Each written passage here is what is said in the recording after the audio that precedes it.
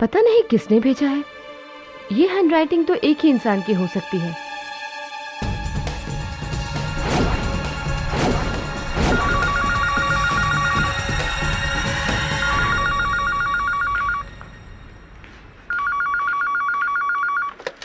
Hello,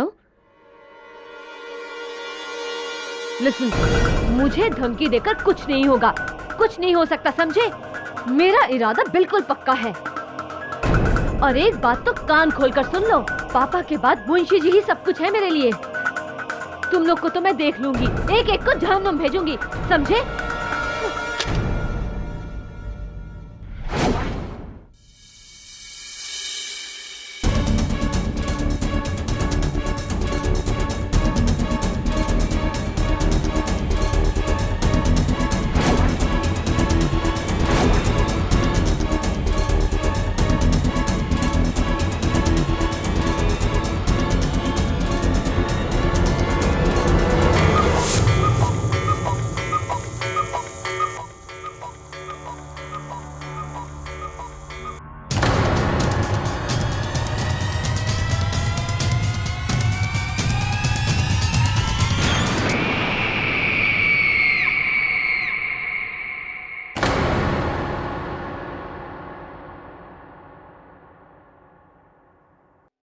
मेरी ये बात समझ में नहीं आ रही है कि रचना बेटी का खुद का परिवार होते हुए भी सब कुछ उसने आपके नाम कर दिया। सुमित्रा, मैं इस बारे में रचना से बात करूंगा। मैं उससे कहूंगा कि मुझे उसका एक पैसा भी नहीं चाहिए।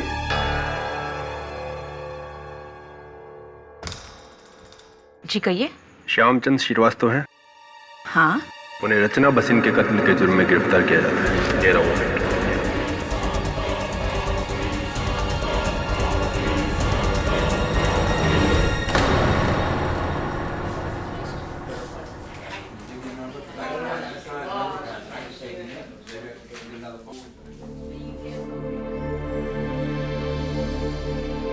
मुंशी जी, इस वसीयत के अनुसार तो रचना के जाने के बाद सब कुछ आप ही को मिलेगा। जाहिर सी बात है कि पुलिस आप पर ही शक करेगी। लेकिन मैंने कभी रचना बिटिया से किसी चीज का कोई लालच नहीं किया, बल्कि मैं तो उससे मिलकर ये कहने वाला था कि मुझे उसकी जायदाद में से कुछ नहीं चाहिए। मुलाजिम से ज्यादा मैं उसका बाप था। और आप ही बताइए, भला एक बाप अपनी बेटी से कभी कुछ ले सकता है? बातों का कोई फायदा नहीं है मुंशी जी, क्योंकि अदालत जज्बात नहीं सबूत देखता है मुंशी जी। लेकिन मैंने रचना बिटिया का खून नहीं किया है। मानता हूं मुंशी जी, लेकिन अदालत में ये बात साबित कैसे करें?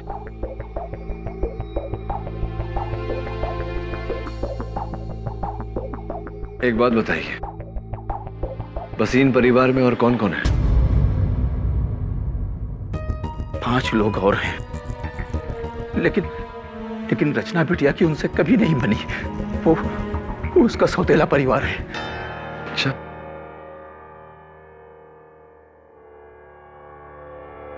हाँ वरुण,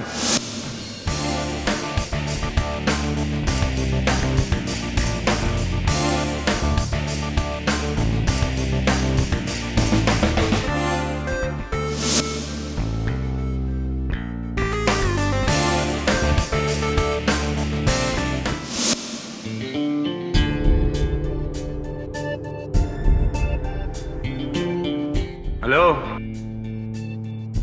आप शायद केबल टीवी कंपनी की तरफ से आए? अब जी हाँ, वो क्या है ना, पूरे एरिया में नई केबलिंग चल रही है, इसलिए पुरानी केबल लाइंस बंद हो गई है। मॉम, मेरे रूम का केबल भी काम नहीं कर रहा है। इसलिए तो मैं आया हूँ। वो क्या है ना, नई केबल लाइंस सिर्फ नए अडाप्टर्स के साथ ही चलेगी, और ये नए अडाप्टर्स मुझे टीवी में फिट करने होंगे। तो अगर आपकी इजाज़त हो, आपकी इजाज़त हो तो मैं शुरू हो जाऊँ? अब पहले मेरे रूम का केबल ठीक करने दीजिए ना, वो मेरा फेवरेट शो आने वाला है। जल्दी करना, समझे? ओके। आपका कमरा कहाँ है?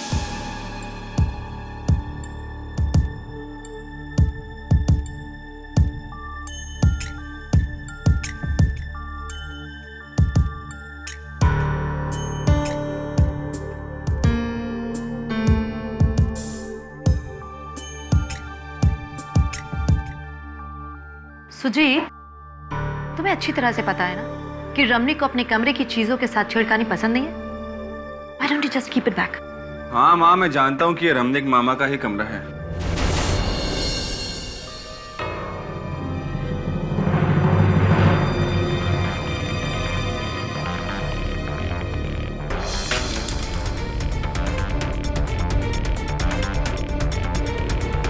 हेलो मिस्टर, और कितना वक्त लगेगा? बस 5 मिनट और। जल्दी करो। एक मिनट भैया, वो मेरे दूसरे कमरे में, मतलब दूसरे बेटे के कमरे की रूम की टीवी भी खराब है, उसको भी देख लेना। हाँ okay madam. But mom, Ranveer भैया तो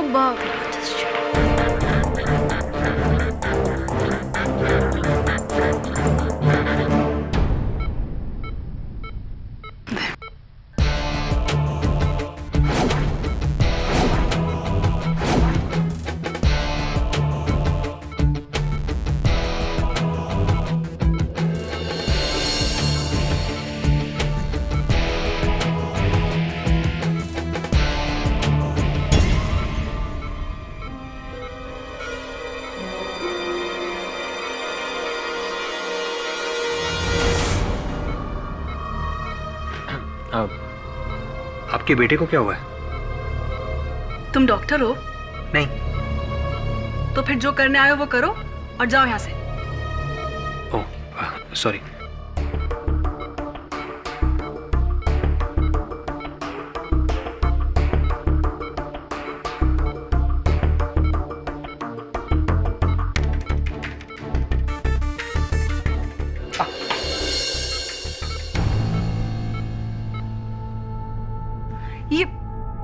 ये कैसा अनाड़ी केबल वाला है? जाओ जाके वहां वॉशरूम में हाथ धो लो। Thank you.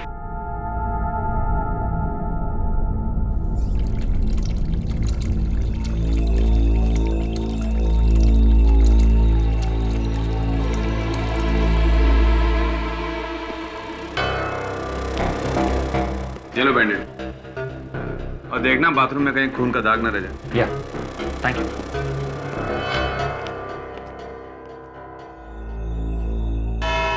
अदालत की कार्रवाई शुरू की जाए। योर ऑनर, कहा जाता है कि हर बुरे काम की जड़ होती है पैसा या तो प्यार, और ये पैसे के लिए प्यार वाला केस है।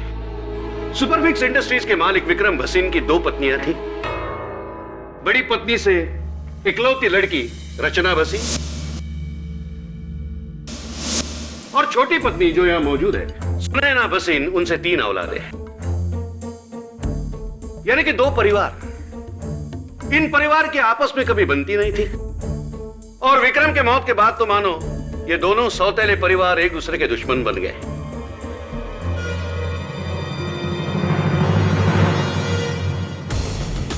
योर ऑनर, मरने से पहले विक्रम भसीन ने अपने 100 करोड़ की जायदाद अपने पहले पत्नी के नाम कर दी थी। उनकी मौत के बाद इस जायदाद की एकलौती वारिस बनी रचना भसीन। अफसोस, उनकी सौतेली मां और परिवार को कुछ नहीं मिला। इन जख्मों पे रचना ने नमक छिड़का जब उसने अपनी ये वसीयत बनाई। इस वसीयत में अपने बाद अपना सब कुछ उसने सुपरफिक्स कंपनी के सबसे पुराने मुलाजिम मुंशी श्यामचंद श्रीवास्तव जी के नाम कर दिया।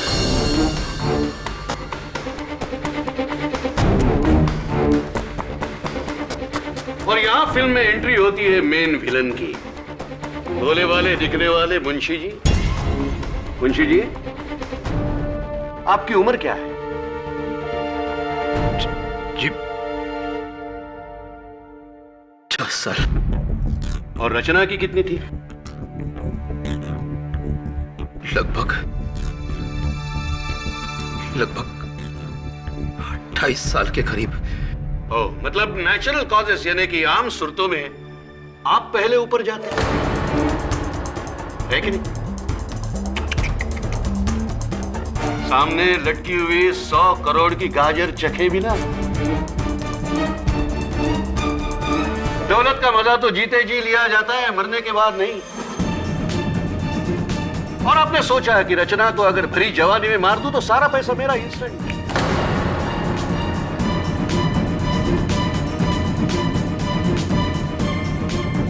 और अपनी बची कुची लाइफ में आराम ही आराम और ऐश ही ऐश।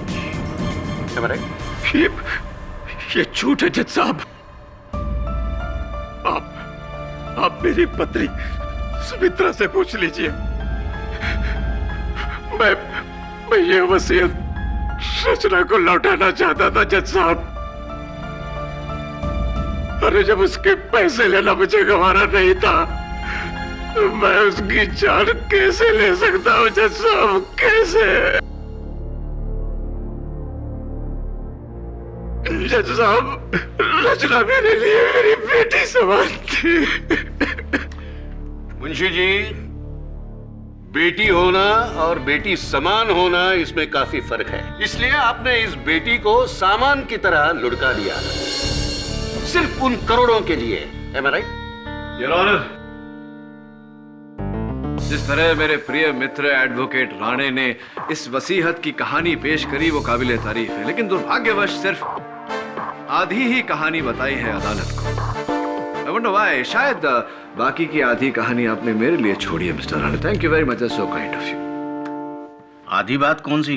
बाकी की आधी कहानी कुछ इस तरह है योर ऑनर। रचना भसीन ने अपने वसीयत में ये पूरी जायदाद मुंशी श्यामचंद श्रीवास्तव जी के नाम कर दी थी, लेकिन एक शर्त पर कि अगर किसी भी कारणवश मुंशी जी इस जायदाद को संभालने में असफल रहे तो ये पूरी जायदाद, ये सारे फंड, सारी कंपनीज मिस्टर विक्रम भसीन की दूसरी पत्नी मिसेस सुनैना भसीन के नाम कर दी जाएंगी।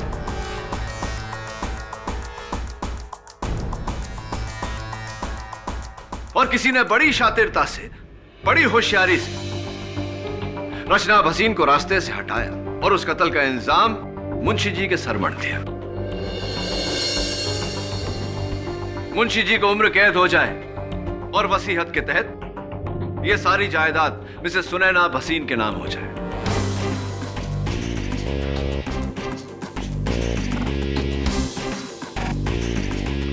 इंटरेस्टिंगली योर ऑनर, रचना भसीन के कत्ल से 2 मिनट पहले उनको एक फोन आया था। मुझे धमकी देकर कुछ नहीं होगा। सुमित्रा भसीन के परिवार से। और मुझे पूरा शक है योर ऑनर कि कातिल भी उन्हीं के परिवार का सदस्य है। जिसे तुम शक कह रहे हो केडी, वो सिर्फ एक भ्रम है। कैसे? अभी साबित कर देता हूं। वो है योर ऑनर, रचना की मौत एक लेटर बॉम्ब फटने से हुई, जिसका ट्रिगर लेटर का फ्लैप खुलने से एक्टिवेट होता था।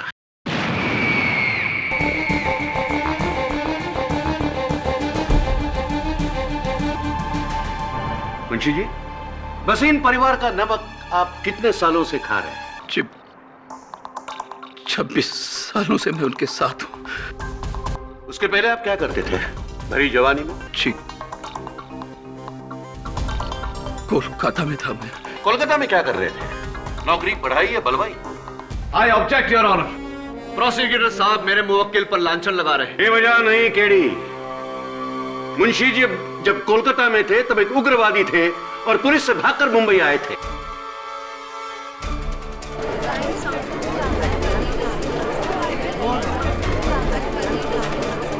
Order order. योर ऑनर, ये सही है, लेकिन वो मेरी पिछली जिंदगी थी और ये सब मैंने उसी वक्त छोड़ दिया था।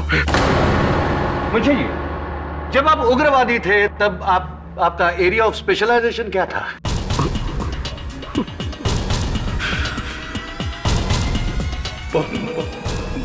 बम बनाना।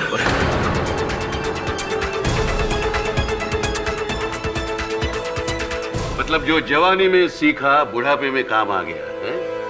मिस्टर राणे, कोई सबूत है आपके पास कि मुंशी जी ने वो लेटर बॉम्ब बनाया था या ऐसे ही? वो लेटर बॉम्ब जहां से पोस्ट हुआ था वो पोस्ट ऑफिस मुंशी जी के बिल्कुल घर के बाहर है। इससे क्या साबित होता है?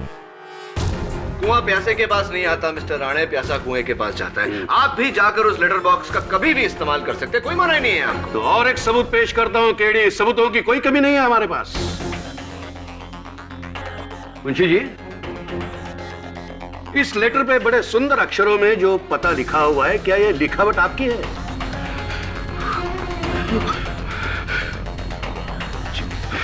क्या यह लिखावट आपकी है? लेकिन ये मेरा योर लिखा हुआ ऑनर, नहीं है। योर ऑनर, मैं हैंड राइटिंग एक्सपर्ट को बुलाना चाहता हूँ। इजाजत है। योर ऑनर, हमने मुंशी जी का लिखा हुआ एक खत पढ़ा है और इस लेटर बॉम्ब पर लिखे गए पते की जांच की है। दोनों हैंड राइटिंग बराबर मैच करते हैं। ये लिखावट मुंशी जी की ही है।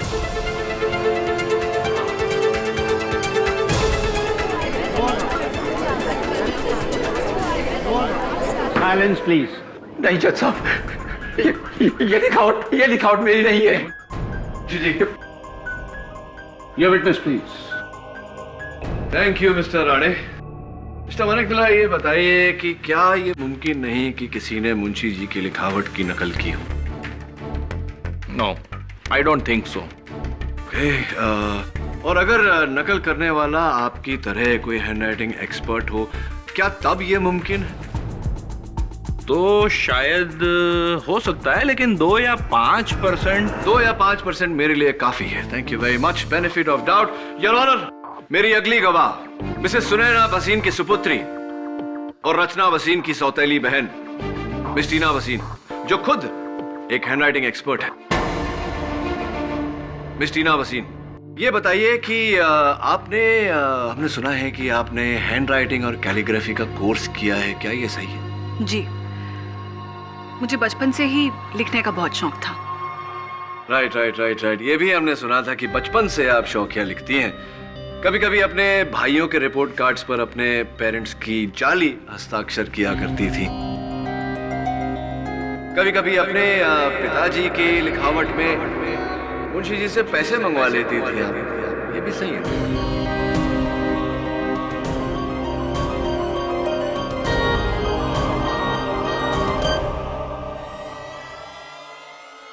I'm sure ये बात आपको मुंशी जी ने बताई होगी।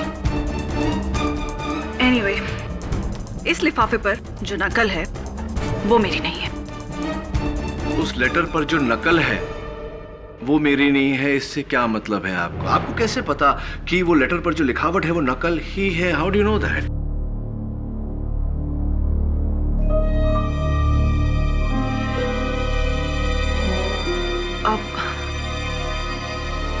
वो अभी आप ही ने थोड़ी देर पहले शायद। हाँ, थोड़ी देर पहले मैंने कहा था। 2 हफ्ते से टीना जी का हाथ टूटा हुआ है और टूटे हुए हाथ से किसी के हैंडराइटिंग की नकल तो क्या है, ओरिजिनल हैंडराइटिंग भी वो नहीं कर सकती। मिस्टर राणे, यही तो हम लोगों की प्रॉब्लम हो गई है आजकल कि हम ऊपर से जानकारी हासिल कर लेते, तह तक कोई जाता ही नहीं। वैसे आपको किसी ने बताया नहीं या आपने पूछा नहीं कि miss Tina Vaseen right handed है या लेफ्ट हैंडेड? चलिए मैं बता देता हूं। Your honour, Tina Vaseen left handed है, यानी कि लिखने के लिए ये अपने बाएं हाथ का इस्तेमाल करती हैं, दाएं का नहीं। Now you don't mind mister Rane, thank you. रुकावट के लिए खेद है। तो आप मेडिसिन पढ़ रही हैं। दरअसल आपके प्रोफेसर ने बताया कि आप लेफ्ट हैंडेड हैं। तो क्या आप मेडिकल कॉलेज में लेटर बॉम्ब बनाना में सिखाते हैं आजकल? जी नहीं। जी नहीं टीना जी, तो क्यों आपके इंटरनेट सर्विस प्रोवाइडर से जो रिपोर्ट हमने हासिल की है आपकी वेब हिस्ट्री के साथ, उसमें क्यों ऐसा पाया गया कि 10 मई को आपने एक वेबसाइट से लेटर बॉम्ब बनाने की विधि डाउनलोड की? May I know why miss Tina वसीन?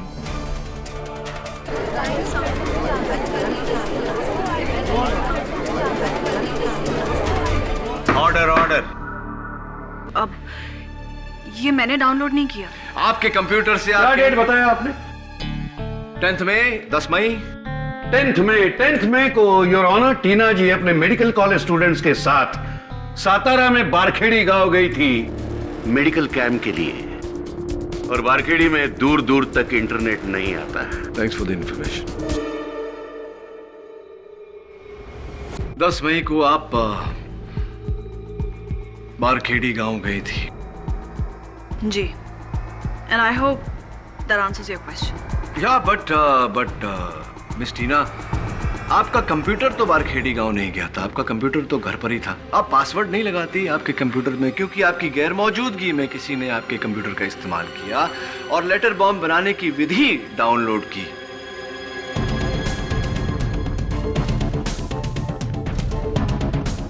किससे पूछे?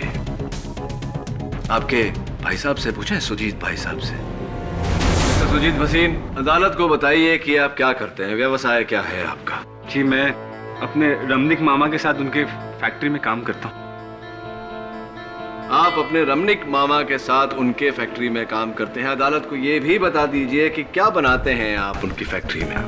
जी इंडस्ट्रियल ग्लू, गोंद जो मशीनों में काम आती है वो।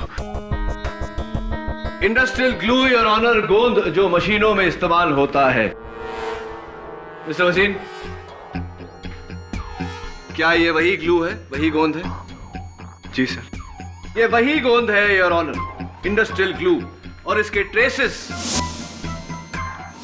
इस लेटर बॉम्ब पर भी पाए गए। फॉरेंसिक्स की रिपोर्ट आपके टेबल पर है। लेकिन ये यहाँ कैसे आया? यही तो हम भी सोच रहे हैं मिस्टर वसीम कि ये कहां से आया। Sticky situation. कहीं ऐसा तो नहीं मिस्टर वसीम कि आप ही हैं वो जिसने इंटरनेट से पहले लेटर बॉम्ब बनाने की विधि डाउनलोड की, फिर लेटर बॉम्ब बनाया और फिर रचना को पोस्ट किया? मिस्टर पाठक, लेटर बॉम्ब रिसीव हुआ था 11 तारीख को, मतलब पोस्ट में डाला होगा 9 या 10 को। तो लेकिन 9, 10 और 11 सुजीत अपने दोस्त की शादी के लिए बंगलोर गया हुआ था योर ऑनर। शादी के ये फोटोग्राफ्स और लेटर बॉम्ब 9 और 10 को अगर पोस्ट में डाला है मुंबई के गिरगाम पोस्ट ऑफिस में, तो इसने नहीं डाला होगा क्योंकि ये 9, 10 और 11 I get the point mister Rane, ये बेंगलोर में थे। Correct, I get the point.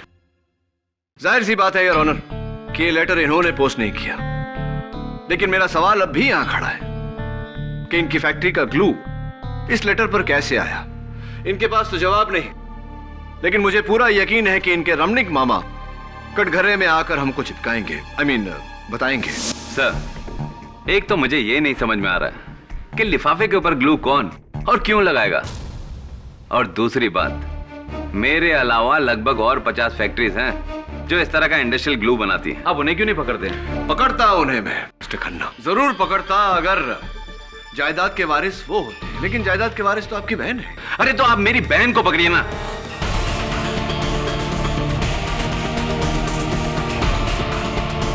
क्योंकि भसीन की जायदाद में से मुझे एक भी पैसा नहीं मिलने वाला है। जो कुछ भी है वो मेरी बहन और उसके बच्चों को मिलने वाला है। मिस्टर खन्ना, काम डाउन, आप खामखा गुस्सा हो रहे हैं। चलिए ये बताइए, आप किसी एडवोकेट सुरेश अय्यर को जानते हैं? याद नहीं? याद करिए। चलिए मैं याद दिला देता हूं। मिस्टर खन्ना, हमें एडवोकेट सुरेश अय्यर का कार्ड मिला जिसके पीछे एक तारीख और समय लिखा हुआ है, 9 मई दोपहर के 2:30। ये लिखावट को पहचानते हैं आप? जी हाँ, याद है मुझे। उस रोज मैंने उस वकील से फोन पे बात की थी क्योंकि मेरा भांजा रणवीर उससे मुलाकात करना चाहता था। क्यों? ये मैं आपको कैसे बता सकता हूँ? ये तो रणवीर आपको बता सकता है। लेकिन पिछले 3 महीनों से रणवीर कोमा में है जज साहब।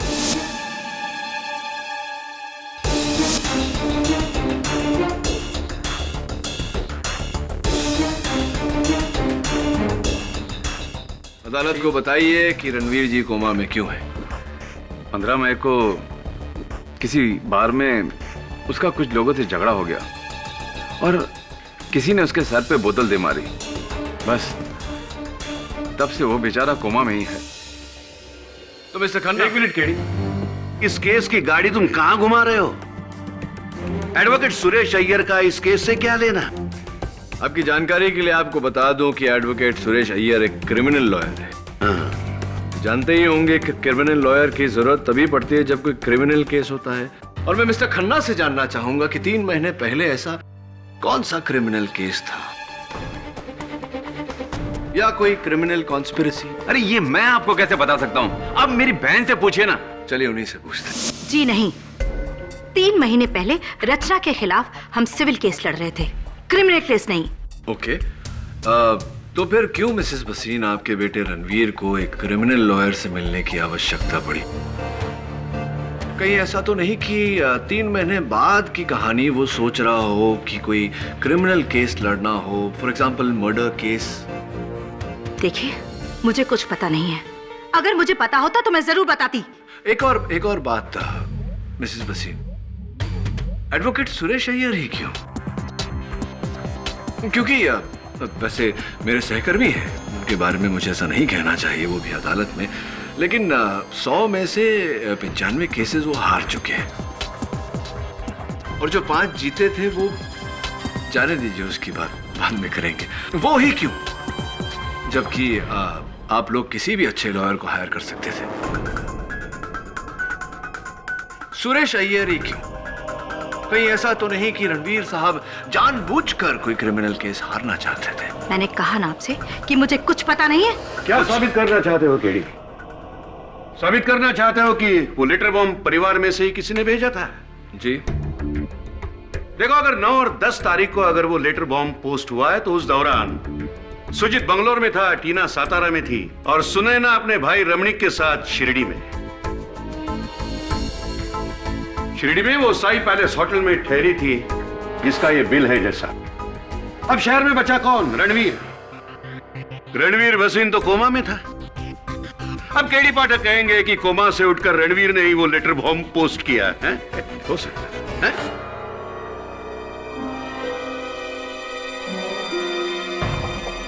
हो सकता है। What Your Honor?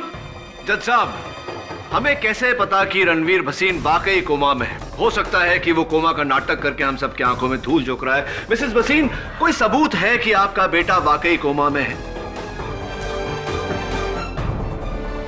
Mrs Sunaina Bhasin, क्या आपके पास आपके बेटी की बीमारी का कोई सबूत है? योर ऑनर, मेरा नाम डॉक्टर शंकर है। पिछले 3 महीनों से मैं मिस्टर रणवीर भसीन का इलाज कर रहा हूं। उनकी सारी मेडिकल रिपोर्ट्स मैंने इस अदालत में पेश की हैं, जिन्हें देखने के बाद यह साबित होता है कि मिस्टर रणवीर पूरी तरह से कोमा में हैं।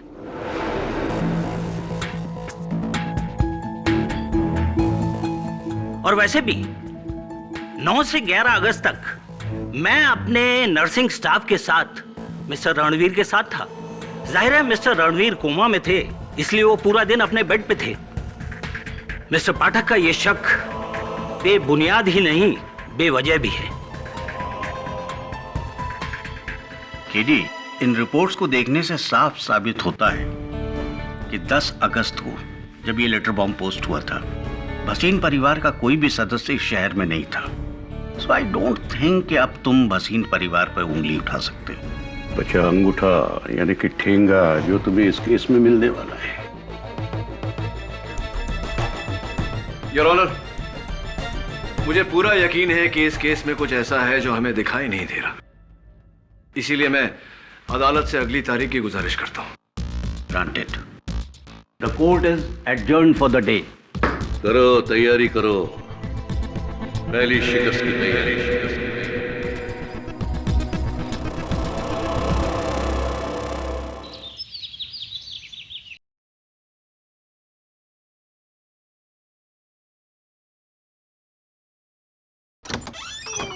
Hi, Bunty.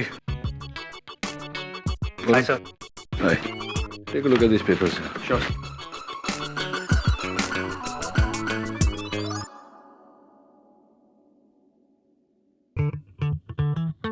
क्या बंटी, क्या कर रहा है? लॉयर बनने की प्रैक्टिस। लॉयर या लायर? लॉयर। अच्छा, लॉयर। तो बुक तो सीधी कर ले। सर, मुझे एक बात समझ में नहीं आई। उस लेटर बॉम्ब के बाहरी हिस्से पर गोंद क्यों लगी थी? गोंद तो हम अंदर लगाते हैं ना? हाँ, ये मैं भी सोच रहा था, और वो भी इंडस्ट्रियल ग्लू, मशीनें चिपकाई जाती है इससे।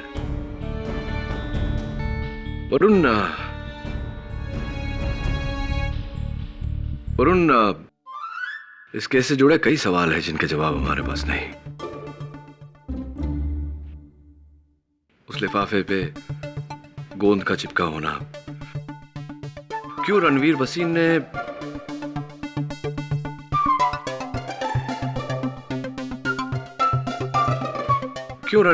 ने एक ऐसा लॉयर किया जो यकीनन केस हारता।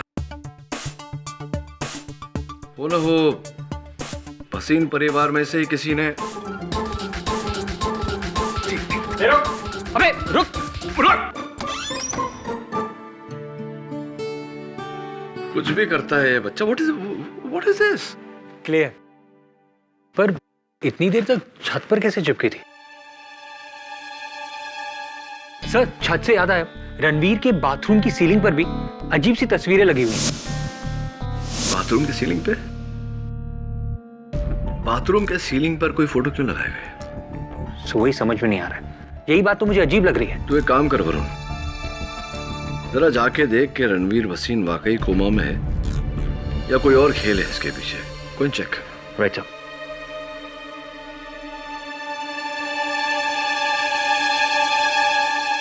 क्या तुम्हारी? हाय। अब तुम क्या चेक करने आए हो? वो एक्चुअली पहली वाली केबल बहुत पतली थी और ये केबल, ये लेटेस्ट फाइबर केबल है। इसमें आपको सुपर एचडी क्वालिटी मिलेगी। चेक करके देखिए देखिए। अब सॉरी, वो क्या है ना, जंक्शन पॉइंट बाथरूम से लेना पड़ेगा। So can I? थैंक्स। ये तो चल रही है टीवी, क्या जरूरत थी नए वायरिंग की?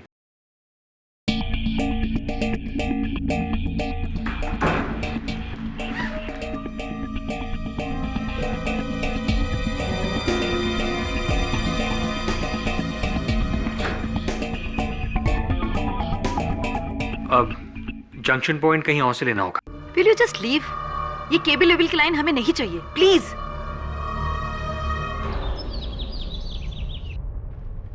ये देखिए सर। सर, ये तो वही इंडस्ट्रियल ग्लू है ना जो उस लेटर पे था।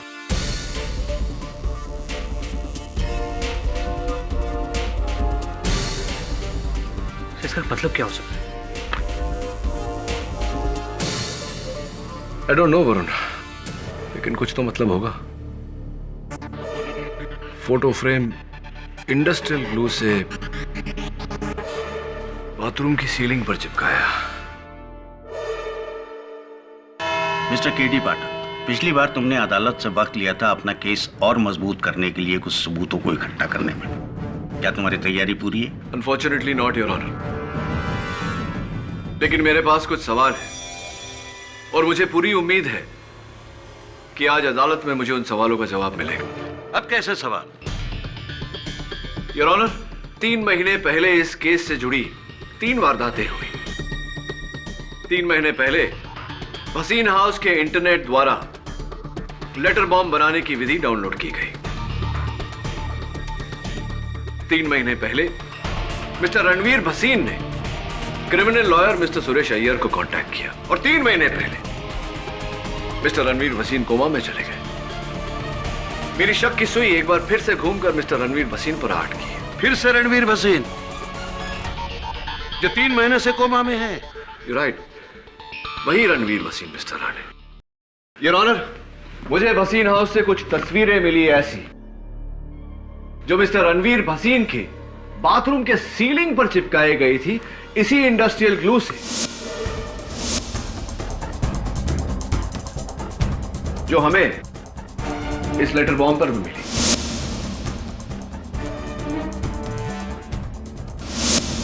जरा सोचिए योर ऑनर, क्यों कोई अपनी बाथरूम की सीलिंग पर ऐसी तस्वीरें चिपकाएगा? मैं चाहता हूं कि उनकी माताजी मिस सुनैना भसीन आकर मुझे इस सवाल का जवाब दे। इजाजत। मिसेस भसीन, अक्सर फोटो फ्रेम्स दीवारों पर टांगे जाते हैं। अदालत आपसे जानना चाहती है कि क्यों आपके बेटे रणवीर भसीन ने वही फोटो फ्रेम्स अपने बाथरूम की सीलिंग पर लगाए थे। अजीब बात नहीं है? ये हैरत की बात आपके लिए होगी वकील साहब, लेकिन मेरे लिए नहीं। मेरा बेटा हमेशा से ही ऐसा है, जैसे अपने पैर में अलग अलग रंग के जूते पहनना, सडनली एकदम से अपने कमरे का डिजाइन चेंज कर देना, रंग बदल देना। वो दुनिया से निराला है। समझ में आती है ये बात, लेकिन फैशनेबल और डिजाइन सैवी होने का मतलब ये नहीं कि आप अपने फोटो फ्रेम्स बाथरूम की सीलिंग पर टांग दो। मेरा माना कि अजीब हरकत है तो क्या उसके लिए जेल भेजोगे उसे? आखिर क्या क्या साबित करना चाहते हो वकील? योर ऑनर, कुछ है ऐसा जिस पर हाल फिलहाल मैं अपनी उंगली नहीं रख पा रहा। लेकिन जैसे इस बात का पता चल गया, मैं मेरा शक सबके सामने रख दूंगा। कैसा शक? यही कि रणवीर भसीन ने कोमा की हालत में वो लेटर बॉम्ब पोस्ट किया। यही कि रणवीर भसीन ने कोमा की हालत में वो लेटर बॉम्ब पोस्ट किया।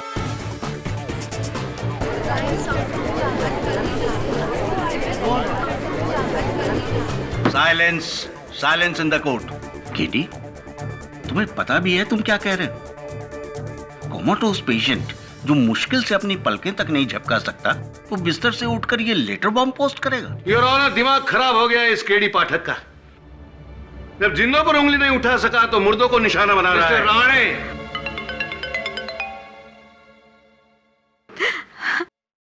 मेरा बेटा ठीक हो गया जज साहब। मेरे बेटे को होश आ गया, वो कोमा से बाहर आ गया। हाँ जज साहब, मेरा बेटा ठीक हो गया।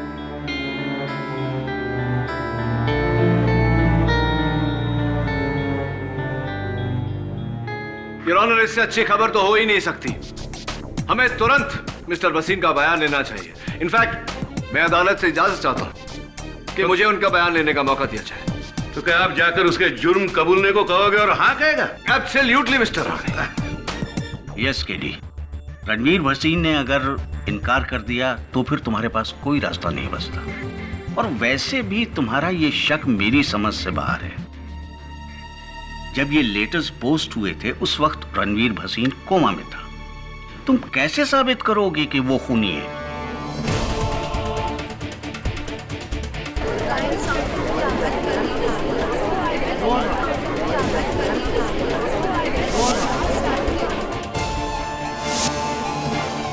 इतनी देर तक छत पर कैसे चिपकी थी?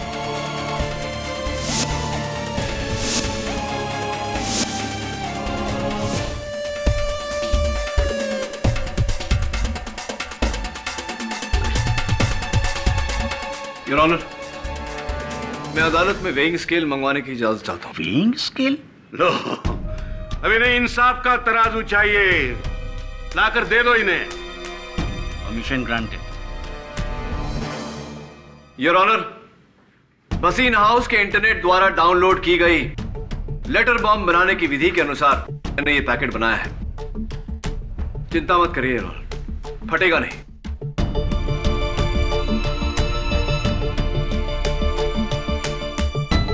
$52 ग्राम्स, 52 ग्राम। अब ये फोटो फ्रेम योर ऑनर, जो मिस्टर रणवीर भसीन ने अपने बाथरूम की छत पर चिपकाई थी। 52 ग्राम्स। केडी, तुम इस पहेली को सुलझाने के बजाय और उलझाते जा रहे हो। इस एक्सपेरिमेंट से क्या साबित होता है? योर ऑनर, इस केस में आगे कुछ साबित किए बिना मैं आपको इकबाल जुर्म देना चाहता हूं। लेकिन इसके लिए जरूरी है कि हम तुरंत रणवीर के पास जाएं, इससे पहले कि कोई और वहां पहुंचे। Please your honour.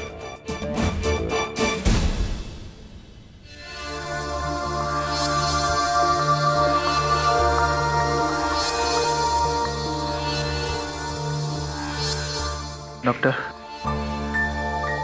मैं कितनी देर से बेहोश था? 3 महीने से। 3 महीने? पर मेरी फैमिली? वो बेटा क्या है कि तुम्हारी स्टेप सिस्टर रचना। क्या हुआ रचना को? अरे कुछ नहीं हुआ रचना को। रचना को क्या हो सकता है? रचना एकदम भली चंगी है। लंदन गई है, नया ऑर्डर मिला ना उसको, उसके सिलसिले में। आप सोच रहे होंगे कि मैं कौन हूँ। मैं रचना का पड़ोसी, उसके बाजू में रहता हूँ। वो क्या हुआ ना कि डाकिया आया था, रचना थी नहीं। रचना लंदन में थी, मैंने बोला ना लंदन गई है, तो लंदन में थी तो डाकिया मेरे पास उसका ये लेटर छोड़ के गया था।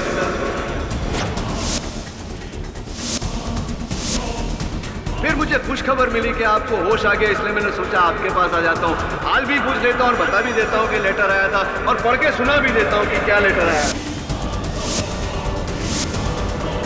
अरे क्या कर रहे हैं आप? बम है उसमें, फट जाएगा। डॉक्टर प्लीज बोलो नहीं उसे। मिस्टर रणवीर भसीन, इस लेटर में बम नहीं, सच था जो बाहर आ गया। योर ऑनर, आइए। ये हमारे जज साहब हैं रणवीर। जरा इन्हें बताइए कि जब 3 महीने आप कोमा में थे, आपको कैसे पता कि उस लेटर में बॉम्ब था? तो इसका मतलब ये कोमा में नहीं था? नहीं मिस्टर राणे, मजे की बात तो यही है कि मिस्टर रणवीर भसीन कोमा में थे। योर ऑनर, रणवीर ने अपनी सौतेली बहन रचना को मारने का प्लान बहुत पहले ही बना लिया था। 3 महीने पहले इन्होंने इंटरनेट द्वारा लेटर बॉम्ब बनाने की विधि डाउनलोड की, लेटर बॉम्ब बनवाया, उसके ऊपर हैंडराइटिंग एक्सपर्ट से मुंशी जी की लिखावट में रचना का पता लिखवाया और फिर इनके घर के सामने के पोस्ट बॉक्स का ताला तोड़ा।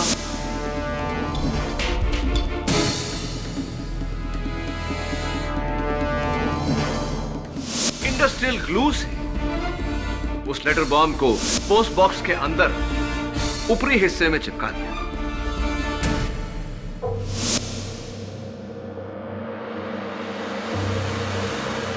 ये जानते थे कि 3 महीने तक वो लेटर बॉम्ब वहीं चिपका रहेगा, क्योंकि ये ट्रायल रन कर चुके थे उसी वजन के फोटो फ्रेम्स अपनी बाथरूम की सीलिंग पर चिपकाकर।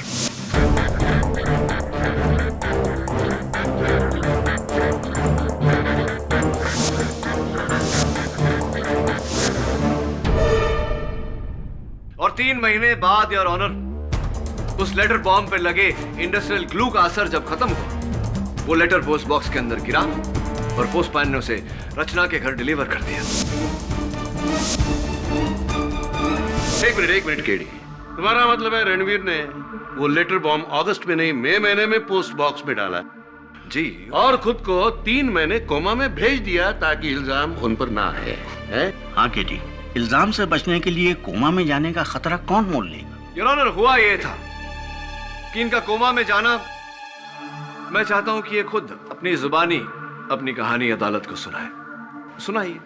मेरा इरादा कोमा में जाने का नहीं था। मैं तो सिर्फ 3 महीने के लिए जेल जाना चाहता था, ताकि जब ये लेटर बॉम्ब रचना को मिले तो कोई मुझ पर इल्जाम ना लगा सके। इसीलिए उस दिन बार में मैंने झगड़ा भी किया और एक ऐसे कमजोर वकील को अपॉइंट किया जो किसी भी हाल में मुझे जेल से निकालने में नाकामयाब रहता। आपके मित्र एडवोकेट सुरेश अय्यर की बात कर रहे हैं। लेकिन उस दिन बार में किसी ने मेरे ही सर पर बोतल दे मारी और मैं कोमा में चला गया। राइट। और फिर जाने अनजाने में आपका यह प्लान और भी तगड़ा हो गया और भी मजबूत हो गया। राइट। इस मुंशी को मैंने रचना के खून में फंसाया है ताकि वो सारी जायदाद, हमारा हक मेरी मां को मिल सके, हमें मिल सके।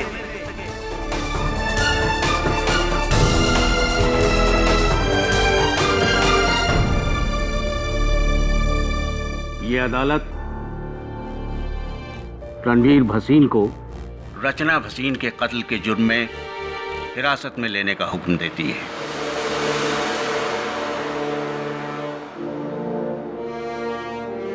और मुंशी श्यामचंद श्रीवास्तव को इस इल्जाम से बाइज्जत बरी करती है। The case is closed. अरे मिस्टर राणे, एक बात तो आपसे कहना भूल ही गया। वो हाल ही में महाराष्ट्र टूरिज्म ने मुझे एक ब्रोशर भेजा था। कोल्हापुर के पास में एक बहुत सुंदर सी जगह है। मैं तो कहता हूँ मिस्टर राणे के बदले की भावना छोड़िए और रिटायर होने की सोचिए। Thanks for the advice. Not sure. पक्का ना? Very sure. Okay okay. Munshi ji, बहुत बहुत बधाई हो। बेटे, तुम्हारा बहुत बहुत शुक्रिया। कैसी बातें कर रहे हैं, नीचे करिए। हाँ बेटा, तुम जैसी औलाद हर माँ बाप को मिले। तुम्हारे पिता को तो बहुत गर्व होगा। जहां तक मुझे याद है, उन्हें सिर्फ खुद पर गर्व है। कई वर्ष हो गए हम संपर्क में नहीं। लेकिन बेटा कब तक? क्या पता, जब तक वक्त और हालात एक बार फिर से हमें आमने सामने नहीं खड़ा करता। हो सकता है इसी अदालत में। Who knows?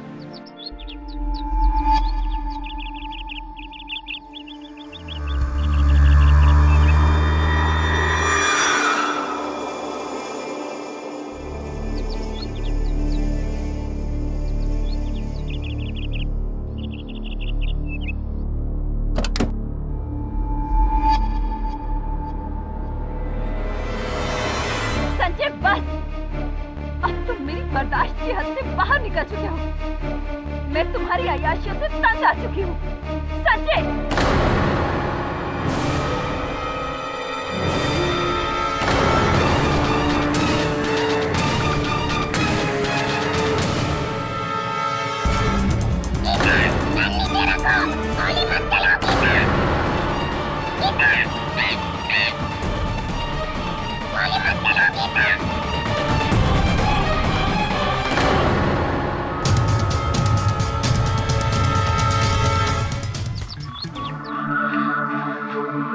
मिस्टर केडी पाठक,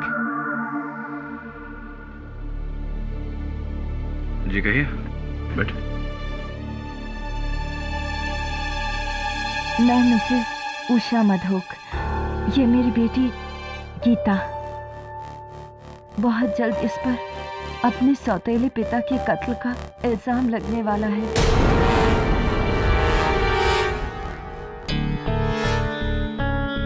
सौतेले पिता के कत्ल का इल्जाम लगना? इससे पहले कि पुलिस आकर इसे गिरफ्तार करती, मैं सीधा आपके पास इसे लेकर आई हूँ। दरअसल आज सुबह मेरे पति संजय मधोक की लाश हमारे लोनावाला फार्म हाउस में मिली और उनकी लाश के पास उनका पालतू तोता चैको भी मिला। और वो एक ही बात को बार बार दोहरा रहा है।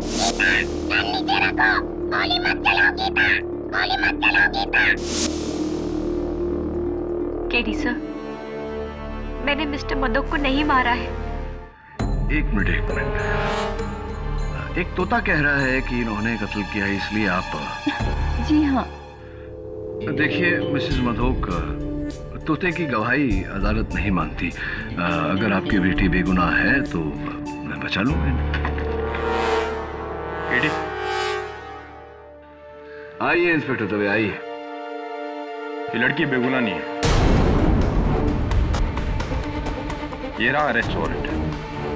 हथकड़ी पहनाओ। एक मिनट दवे, एक तोते के बयान के आधार पर तुम इस लड़की को अरेस्ट करो? केडी, तोते के अलावा बाकी सबूत भी इसके खिलाफ है। Really? Your honour, Geeta Madhok के आंसुओं की ये बाढ़ उनकी बेगुनाही के दर्द की वजह से नहीं है, बल्कि इसलिए है जज साहब क्योंकि गुनाह करने के बाद ये पकड़ी गई।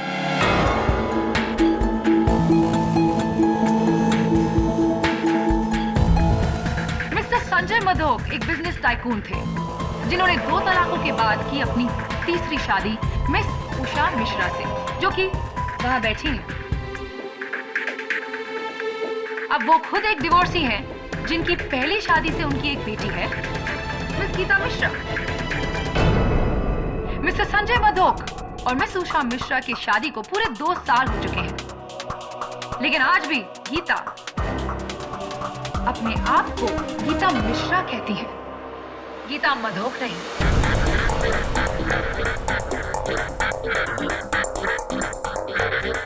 मिस्टर संजय मधोक सौतेले थे, लेकिन थे तो आपके पिता। क्या बुलाते थे आप उन्हें प्यार से? पापा, डैडी, पॉप्स, व्हाट?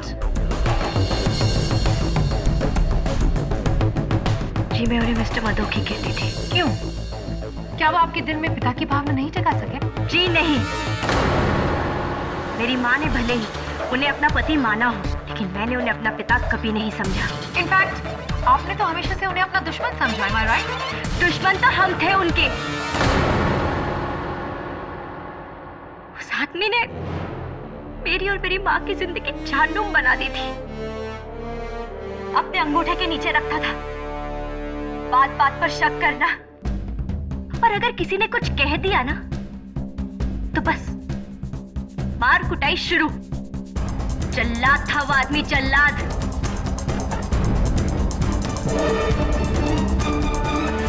बाप होने का कौन सा फर्ज निभाया उसने? क्या ये सच है कि एक हफ्ते पहले आपके बर्थडे पार्टी के दिन आप दोनों के बीच बड़ा सा तमाशा हुआ था? तू मैं हुई थी, जहाँ के आपके पिता ने मिस्टर मधोक ने आपको चोर कहा था। चोर? मिस्टर मधोक को ये लगता था कि सबकी नजर उनके पैसों पर है। मेरा बर्थडे भी बर्बाद कर दिया उन्होंने। मन तो आया कि मैं उनसे ही बेटी।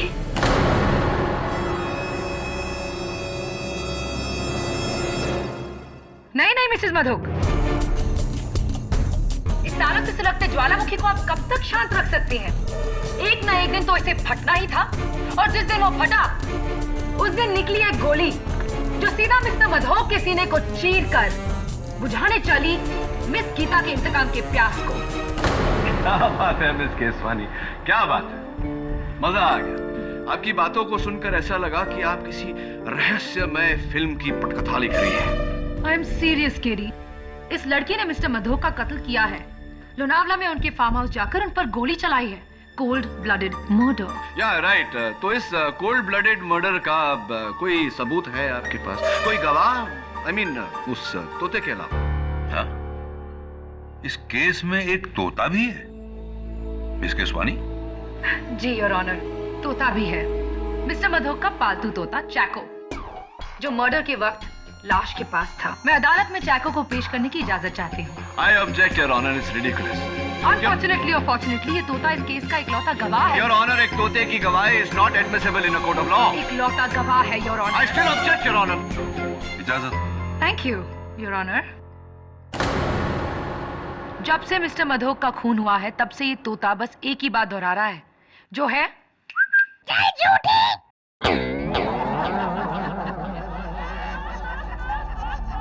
Order order.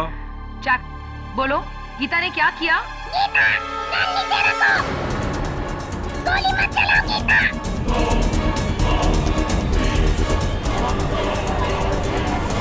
Order order. Sir मैंने कुछ नहीं किया है।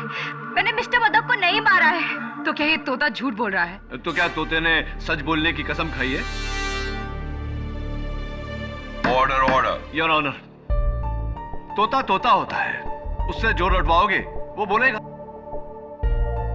तोते के बड़बड़ाने से थोड़ी कोई केस बन सकता है, थोड़ी कोई गवाही मानी जा सकती है। कम ऑन केडी, मैं एक तोते को इस केस में गवाह नहीं बनाने वाला, लेकिन ये जो कह रहा है इसे हम नजरअंदाज भी नहीं कर सकते,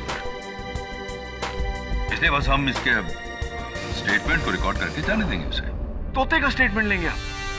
योर ऑनर, जैसे मैंने कहा, तोते को जो रटवाओगे वो बोलेगा।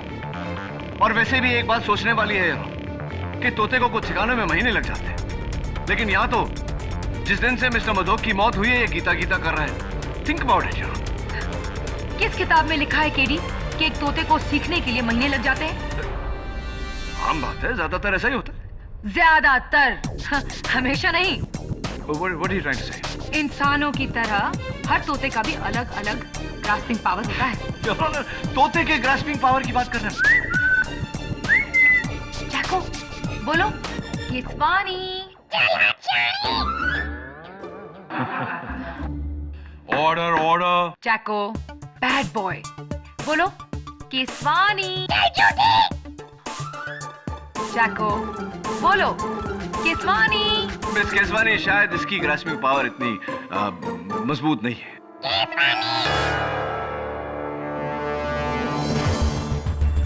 महीने कह रहे थे ना तुम? कितना वक्त लगा केडी?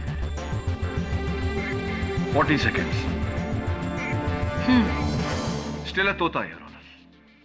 योर ऑनर, अगर ये तोता न भी होता, तब भी गीता मिश्रा इस कटघरे में खड़ी होती, क्योंकि जिस बंदूक से संजय मधोक का कत्ल हुआ, वो बंदूक पुलिस को संजय मधोक के फार्म हाउस के बाहर एक कचरे के डब्बे में मिली, जिस पर फोरेंसिक्स के अनुसार गीता मिश्रा की उंगलियों के निशान हैं।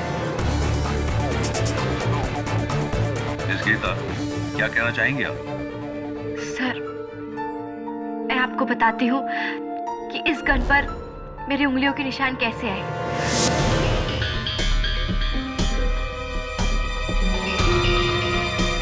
उस दिन मैं मिस्टर मधोक से मिलने सुबह फार्म हाउस गई थी, लेकिन डोरबेल बजाने के बावजूद उन्होंने दरवाजा नहीं खोला।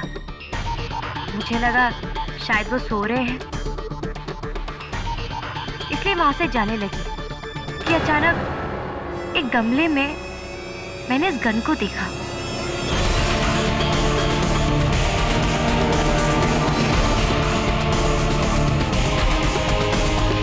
मुझे लगा कि शायद ये मिस्टर मधोक की गन है।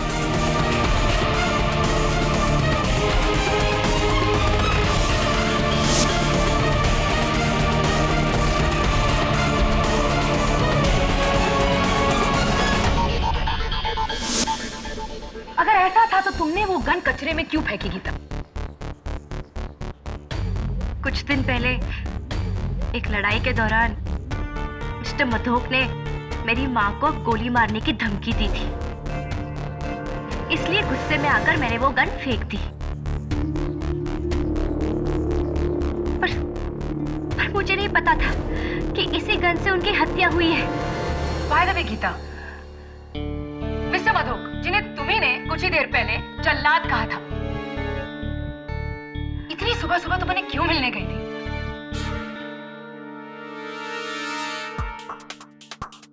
वो मिस्टर मधोक को ऐसा लग रहा था कि मैंने उनकी कंपनी से पैसों की फेरबदल की है और वो पुलिस को बुलाने वाले थे। उनकी इसी गलतफहमी को दूर करने में वहां पर गई थी। कितने पैसों की फेरबदल गीता? वो कुछ 8 करोड़ की।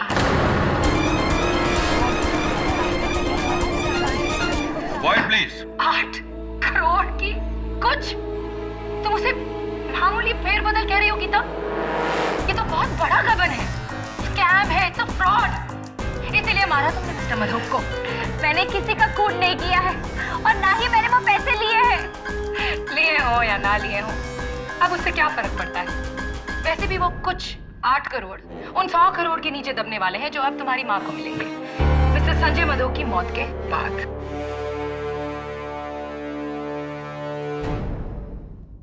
डिफेंस।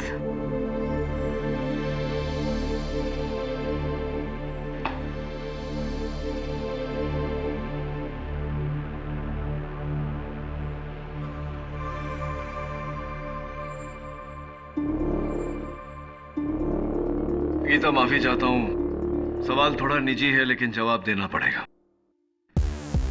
आपकी कमर कितनी है? मेरा मतलब है आप किस साइज का जीन्स पहनती हैं? 26। 26। और कुर्ता? Small size. क्या ये कपड़े आपके हैं? जरा बताइए। नहीं, ये कपड़े मेरे नहीं हैं। कभी आपने इन कपड़ों को पहले देखा? जी मैंने नहीं देखे। योर ऑनर, ये कपड़े मिस्टर संजय मधोक के फार्म हाउस के बेडरूम की अलमारी से पाए गए हैं।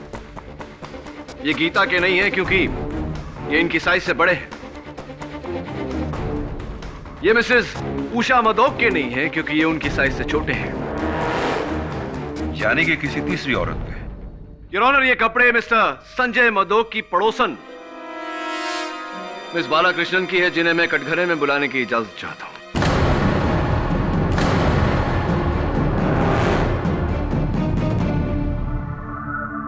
हाँ तो मिस बालाकृष्णन, सुना है कि आप राइटर हैं, लेखिका हैं। क्या लिखती हैं आप? जी मैं नोवेल लिखती हूँ। अच्छा। अक्सर लोनावाला में अपने फार्म हाउस जाकर, जो मिस्टर मधोक के फार्म हाउस के काफी नजदीक है। जो मिस्टर मधोक के फार्म हाउस के काफी नजदीक है, इतना नजदीक है योर ऑनर कि इनके कपड़े उनके बेडरूम तक पहुंच गए।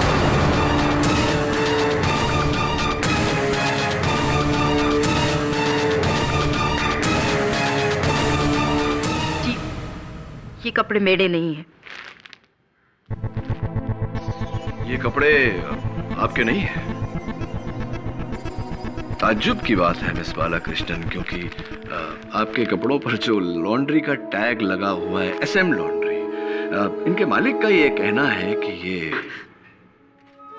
जी, ये कपड़े मेरे हैं।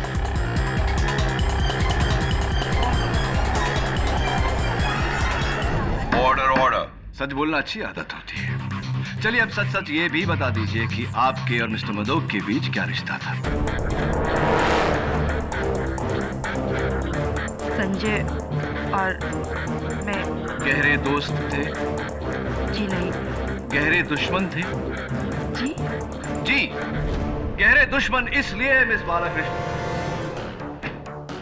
क्योंकि ये गन जिस per your honour Gita Mishra की उंगलियों के निशान है, ये गन आपके नाम पे रजिस्टर्ड है। ये गन आपकी है। क्या ये सही है या जी? और क्या ये भी सही है या नहीं कि आपका पूरा नाम मिस गीता बालाकृष्णन है?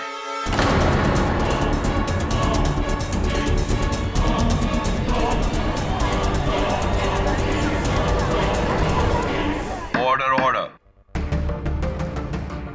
जी, मेरा नाम भी गीता है, पर मैंने तोते को नहीं, मैंने संजय मधोक को नहीं मारा। गन नीचे रखो गीता, गोली मत चलाओ गीता।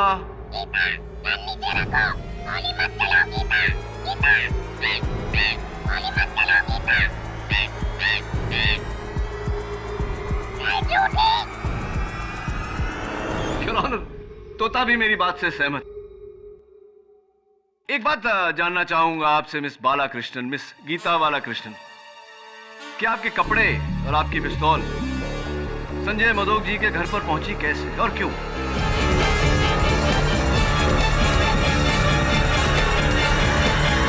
जी, संजय और मेरे बीच अफेयर चल रहा था, इसलिए।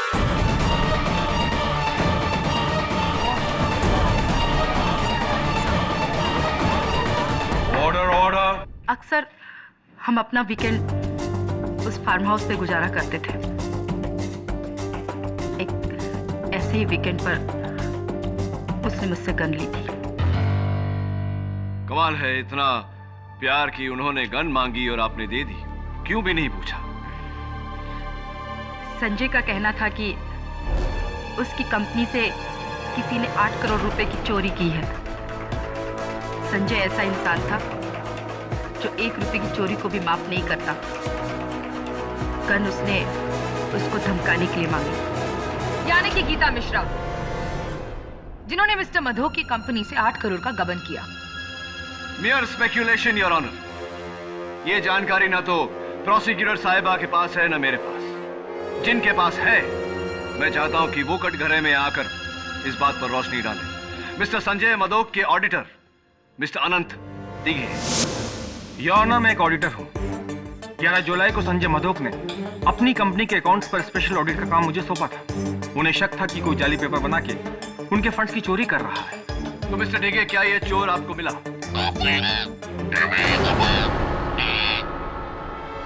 सॉरी, मैं पूछ रहा था कि क्या ये चोर आपको मिला? जी, 1.5 महीने की कोशिश के बाद वो 8 करोड़ का गबन करने वाला हमें मिल ही गया। गीता मिश्रा? जी नहीं, मिस्टर ब्रिज कोटियाल।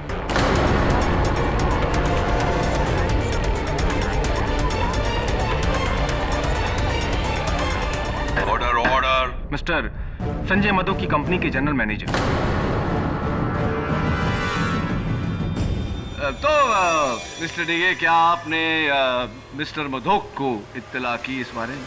जी, इस बारे में मैंने उन्हें उनके कत्ल की रात फैक्स भेजा था, लेकिन फैक्स पढ़ने से पहले ही शायद उनकी मौत हो गई थी। इसका मतलब योर ऑनर कि मिस्टर संजय मधोक का गीता मिश्रा पर शक करना गलत था।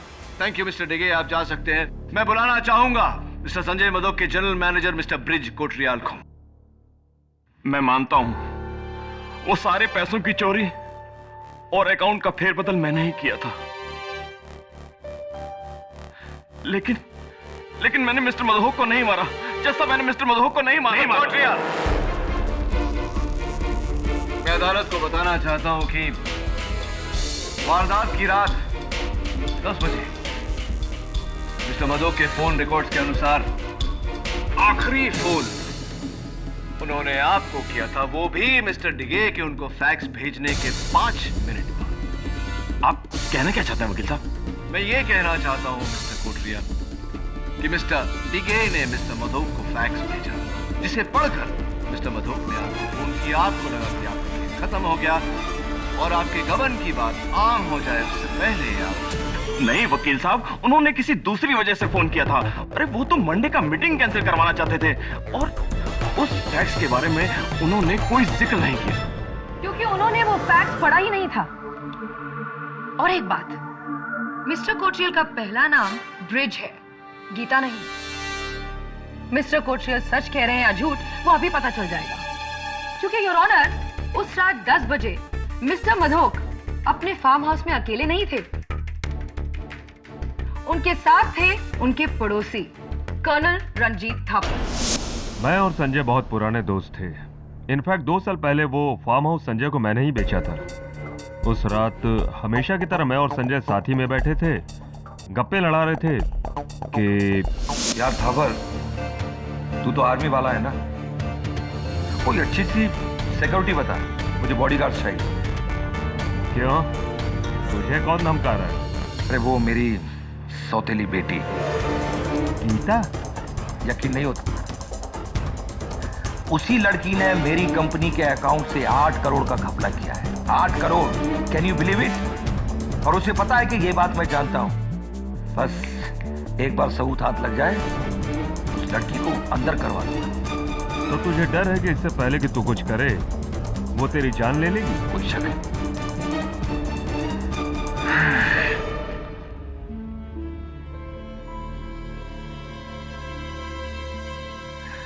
हेलो कोटरियाल, वो मेरी मंडे वाली मीटिंग कैंसिल कर दो।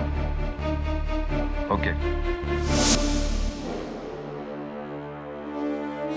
तो मिस्टर मधोक को तब भी ये गलतफहमी थी कि गीता मिश्रा ने ही गबन किया है। जी मुझे लगता नहीं कि संजय ने फैक्स देखा हो।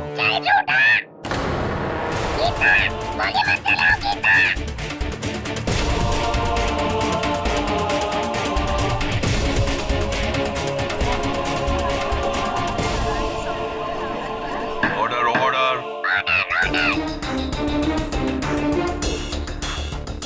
योर ऑनर, बंदूक पर उंगलियों के निशान, गवाहों के बयान और तोते का बार बार गीता गीता कहना, ये सब यही साबित करता है कि गीता मिश्रा ने ही कत्ल किया है। मरने वाले को खुद ये डर था कि गीता उसकी जान लेगी। इससे बड़ा सबूत और क्या हो सकता है जज साहब? प्रोसिक्यूशन की ये मांग है कि इस लड़की गीता मिश्रा को दफा 503 फॉर क्रिमिनल इंटिमिडेशन और दफा 302 मर्डर के तहत इतनी लंबी सजा दी जाए कि वो दिन गिनते गिनते थक जाए। नहीं जज साहब, मेरी बेटी को उसके किए की इतनी बड़ी सजा मत दीजिए।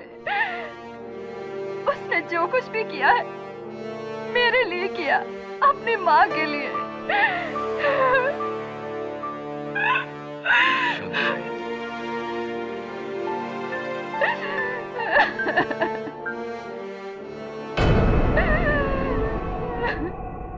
मिसेस मधोक, क्या आपको सचमुच ऐसा लगता है कि गीता ने वो कत्ल किया है? नहीं, लेकिन जिस तरह से हालात थे मुझे लगा शायद मेरी बेटी ने। देखिए मिसेस मधोक, आपने अदालत में जो किया, भरी अदालत में जज के सामने, कुल मिला के आपने केस प्रोसिक्यूशन को जितवा दिया, अपनी बेटी को सजा सुना दी आपने।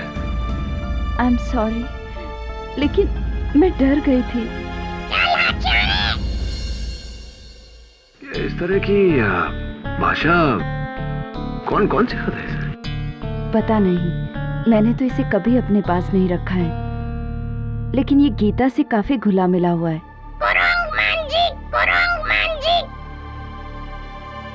ये तो तमिल बोल रहा है।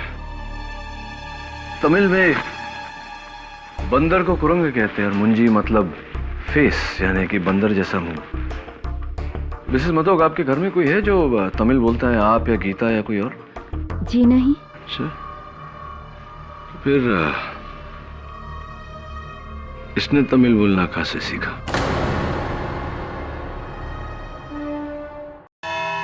गीता, माफी चाहता हूँ, सवाल थोड़ा अजीब सा है, थोड़ा टेढ़ा है। आपका इस तोते के साथ कैसा रिश्ता है? जी, चैको ज्यादातर मेरे साथ ही रहता था और मैंने उसे कई वर्ड्स भी सिखाए थे, जैसे कि good morning, hello.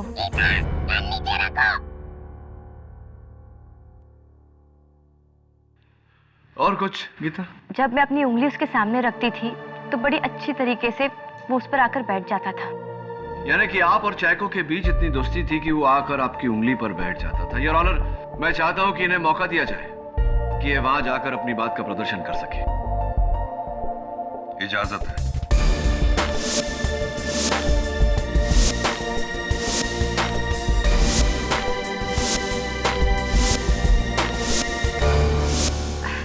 Chaco, good boy, कम।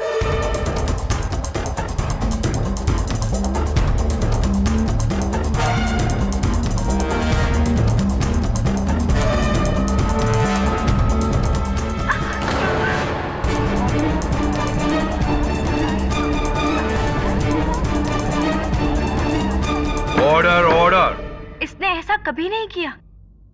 इसलिए क्या कीता? क्योंकि वो जानता है कि तुम ही कातिल हो। बिल्कुल गलत सोच है आपकी प्रोसिक्यूटर साहब।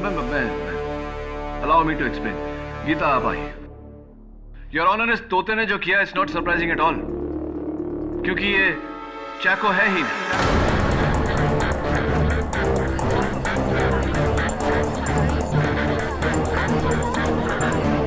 Quiet, please. व्हाट? हाँ, ये चैको है ही नहीं। चैको की तरह दिखने वाला कोई दूसरा तोता है। योर ऑनर, जरा सोचिए, कुछ ही दिनों में इस तोते का शब्दकोश ही नहीं, व्यवहार भी बदल गया। जिसे ये सिखाया गया है, गीता गन नीचे रखो, गीता गोली मत चलाओ, ये गाली देता है, अलग भाषा में बात करता है। इट्स वेरी ऑब्वियस कि ये चैको नहीं, इसके रूप का कोई और तोता है। Very impressive. वैसे इस बात का क्या सबूत है तुम्हारे पास, कीरी? योर ऑनर, इस तोते को अलेक्जेंडर तोता कहा जाता है और इस तोते के डीलर्स मुंबई में बहुत कम है। मैंने पता करवाया है कि पिछले दिनों में कितने लोगों ने अलेक्जेंडर तोते खरीदे। तो क्या पता लगा? दुर्भाग्यवश अभी तक तो कुछ पता नहीं चला यार, लेकिन बहुत जल्दी पता चलता है। मुझे कुछ अंदाजा है कि ये तोता किसका है।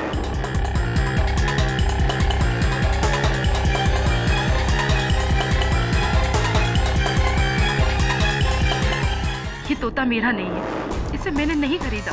गीता जी, ये तोता उस दिन मेरे दफ्तर में तमिल में गालियां दे रहा था और इस केस से जुड़े सारे लोगों में से सिर्फ एक आप ही है जिसको तमिल आती है। अगर ये तोता आपका नहीं है तो इसे तमिल किसने सिखाया होगा?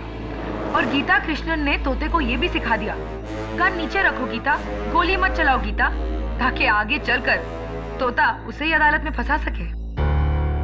कहो केडी, क्या केसवानी की बात का जवाब है तुम्हारे पास? नहीं है, बट इनफैक्ट मैं मिस केसवानी की बात से पूरी तरह सहमत हूं।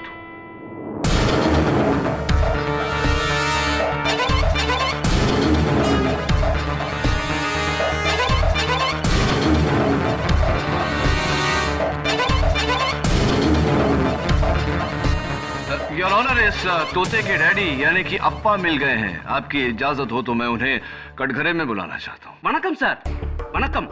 मेरा नाम मुत्तू है। क्राफर्ड मार्केट में मेरा बिट का दुकान है। ये तोता राजू मेरा दुकान से खरीदा था 2 महीने का पहले। तो इस तोते की मेरा मतलब है इस तोते की बिक्री की कोई रसीद, कोई बिल साथ में लाए हैं? है ना सर, लाया है। ये देखिए।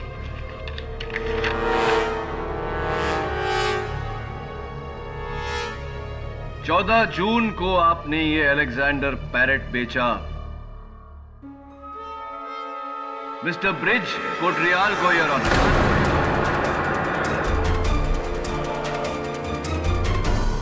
हाँ सर, उधर बैठा ना, वही साहब है।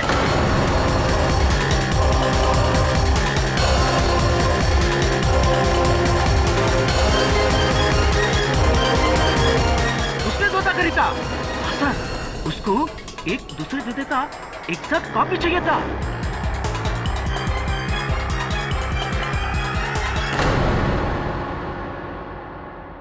माफी चाहता हूँ मिस्टर कोटरियाल, रहा नहीं जा रहा मुझसे।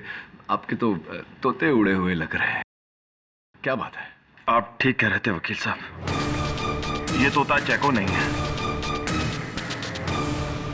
असली चैको सही सलामत मेरे दोस्त के घर पर है।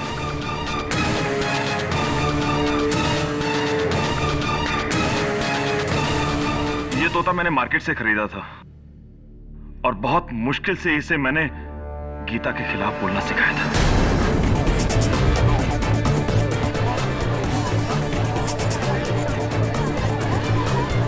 Order order. राइट। और ऐसा आपने क्यों किया ये भी अदालत को बता दीजिए। जैसे कि आप सब लोग जानते हैं कि मैंने मिस्टर मधोक की कंपनी से 8 करोड़ का गबन किया था, इसलिए इससे पहले कि मिस्टर मधोक मुझे पकड़ते मैंने उन्हें जान से मारने का प्लान बनाया।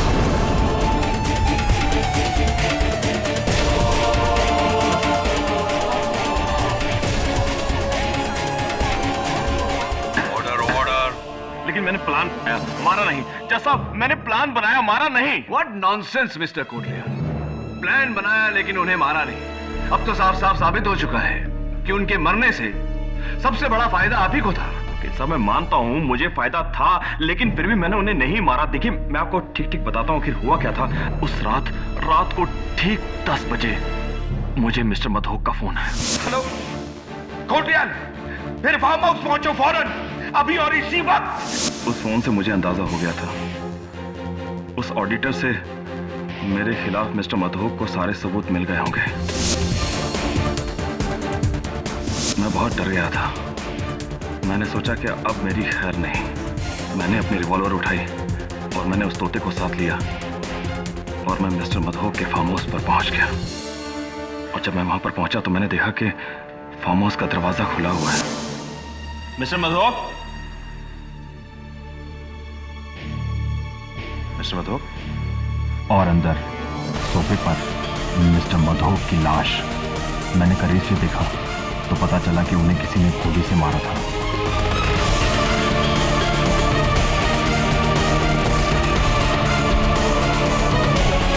फिर मैंने जमीन पर एक पेपर पड़ा देखा जिस पर ऑडिटर ने साफ साफ लिखा था कि सारे पैसों की चोरी मैंने की थी। उस वक्त तो मैंने वो फैक्स चुरा लिया, लेकिन घबरा गया कि कल को ऑडिटर अदालत में कह देगा कि चोरी मैंने की तो सब समझेंगे कि कत्ल भी मैंने किया। इसलिए ज़रूरी था कि मर्डर ना करते हुए भी मैं अपने आप को बचाऊं। इसलिए मैंने तोते बदले ताकि मुझ पर इल्ज़ाम आने से पहले गीता पर जाता और जैको को लेकर मैं वहां से भाग गया। माय गॉड, इतना बड़ा धोखा और अब तक हम इस बेचारी मासूम लड़की को दोषी ठहरा रहे थे, जबकि सारी साजिश तुमने की थी। मैं मानता हूँ सब कुछ मैंने किया, लेकिन मैंने खून नहीं किया। Shut up! तुम्ही ने मारा है मिस्टर मधोक को, और अब जब पकड़े गए हो तो बात बदल रहे हो। तुम एक बार हमें धोखा दे सकते हो, बार बार नहीं। योर ऑनर, इस आदमी को दफा 406, दफा 302 और दफा 503। एक मिनट, ये क्या कर रही हैं? क्या हुआ केडी? मैं तो तुम्हारी मदद कर रही हूँ, तुम्हारे मुवक्किल को बचाकर इस केस में इंसाफ कर रही हूँ। लेकिन एक बेगुनाह को बचाकर दूसरे बेगुनाह को सजा देना, ये कहाँ का इंसाफ है? कैसा इंसाफ है? ये क्या कह रहे हो तुम केडी?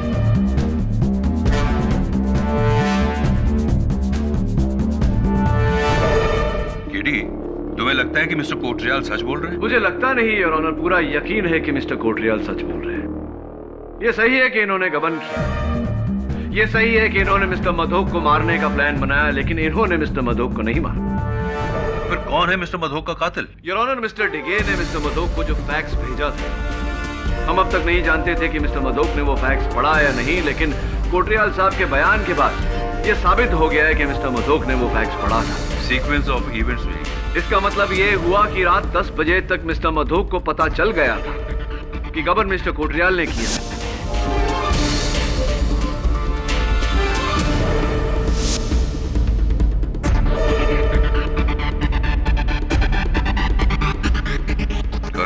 लेकिन कर्नल थापर ने अदालत में यह बयान दिया था कि मिस्टर मधोक ने उनसे कहा कि उन्हें यकीन है कि गबन गीता ने किया है, और उन्हें सिर्फ सबूत का इंतजार है, उसके बाद गीता गई जेल।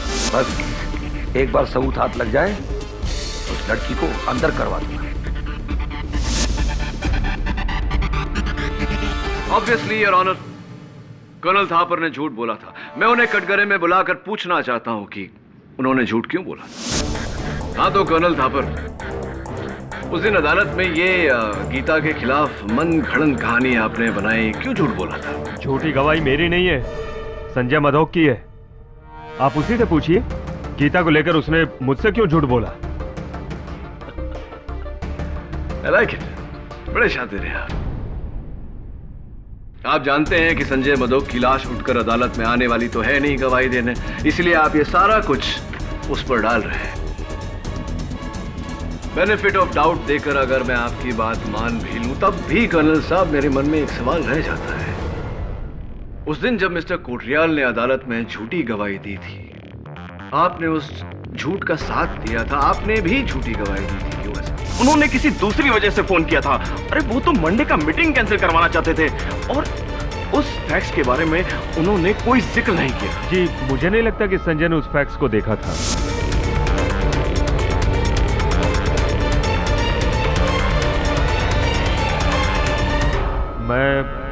मैं भी गीता को फंसाना चाहता था।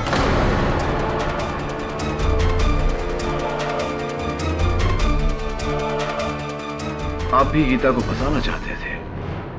कर्नल साहब, मिस्टर कोटरियाल गीता को फंसाना चाहते थे, ये बात तो समझ में आई, लेकिन आप क्यों फंसाना चाहते थे? कहीं ऐसा तो नहीं कि संजय मधोक का कत्ल गीता के सर पर डाल के आप खुद बचना चाहते थे? Am I right? Or am I right? I think I'm right. आप एक एक्स आर्मी ऑफिसर हैं। ऐसा करके आप हमारे संविधान के खिलाफ जा रहे हैं, विरुद्ध जा रहे हैं। वैसे भी आपकी एक खामोशी आपके काम नहीं आने वाली। अदालत में खामोशी के दो ही कारण होते हैं, या तो आपको छिपा रहे हैं या संजय मधोक का कत्ल आपने किया है।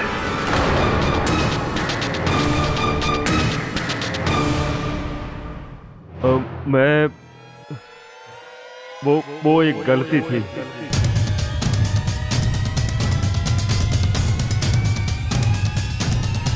वो एक गलती थी। कर्नल साहब, गलती का समाधान गलती मान लेने से होता है, सच को छिपाकर नहीं। अदालत को बताइए कि सच क्या है।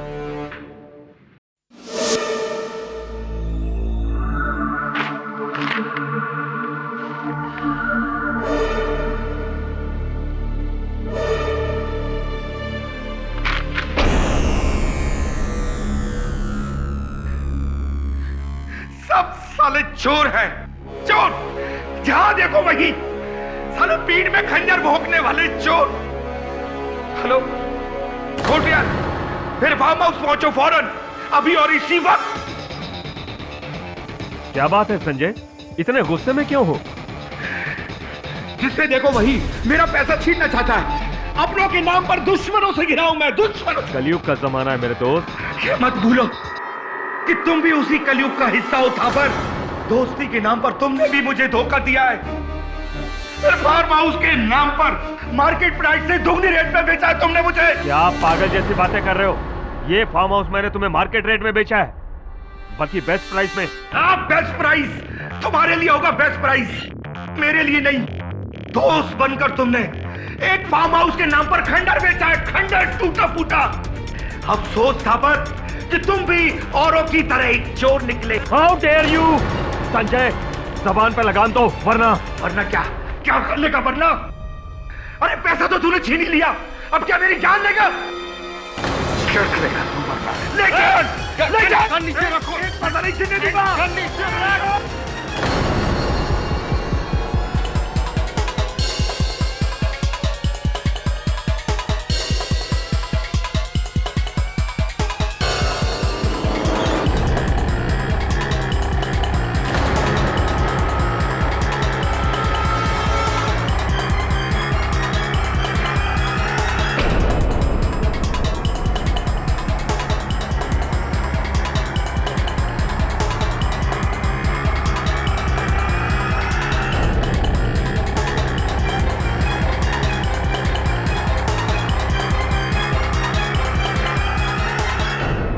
एक इज्जतदार आर्मी ऑफिसर के ऊपर चोरी का इल्जाम? मेरे सारे करियर में मेरे सीनियर से लेकर मेरे जूनियर तक आज तक किसी ने मेरे ऊपर उंगली तक नहीं उठाई। सर ऊंचा और सीना चौड़ा रख के मैं आर्मी से रिटायर हुआ था और उस आदमी ने मुझे चोट ठहरा दिया। उसकी इतनी हिम्मत! मधोक के लिए तो सभी चोर थे क्योंकि वो खुद एक चोर था। मेरे हाथों नहीं तो किसी और के हाथों मरता, किसी और के हाथों।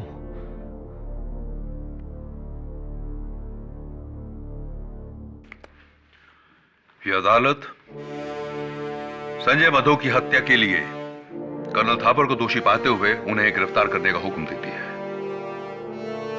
और मिस्टर ब्रिज कोटरियाल पर धोखाधड़ी, गबन और सबूतों को बदलने के लिए कार्रवाई करने का हुक्म देती है। मिस गीता मिश्रा को इस केस में बेकसूर पाते हुए उन्हें बाइज्जत बरी करती है। The case is closed. Congratulations, Katie. Well deserved. बेटी, आजादी बहुत बहुत मुबारक हो। Thank you KD. एक माँ होकर मेरा अपनी बेटी पर से विश्वास उठ गया था, लेकिन तुमने अपना विश्वास नहीं छोड़ा। केडी पाठक का सत्य पे से विश्वास कैसे उठ सकता है?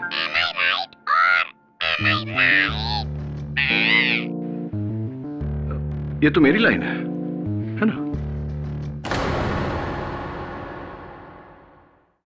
और भी दिलचस्प कहानी देखने के लिए हमारे चैनल को सब्सक्राइब करें और बेल आइकॉन दबाना न भूलें।